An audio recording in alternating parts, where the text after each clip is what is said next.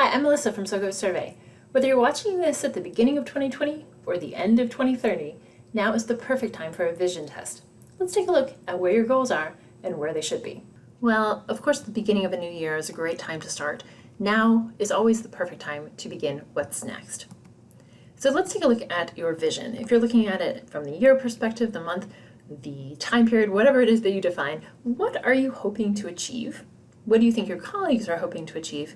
What is your entire organization hoping to achieve?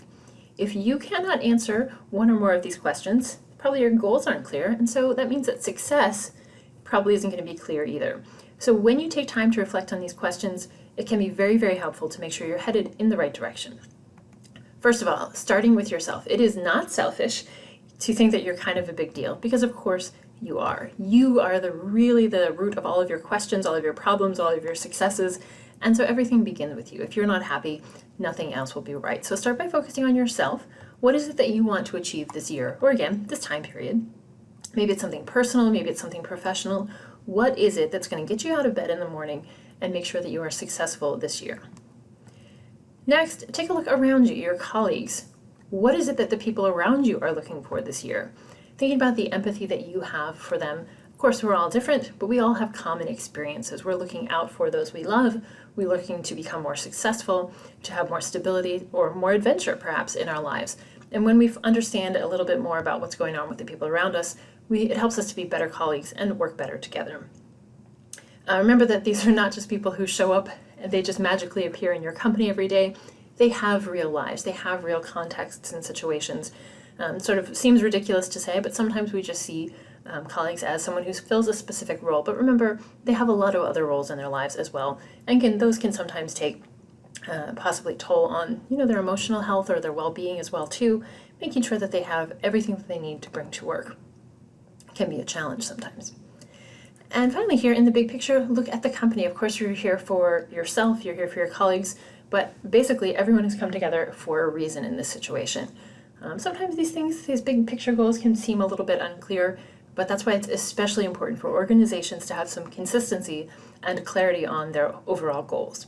So if you're thinking about coming together with your organization to plan what's up next, it can be any sort of system you want, OKRs or Okie dokie, anything else that you want. Think about these 3 steps in preparing your company goal plan.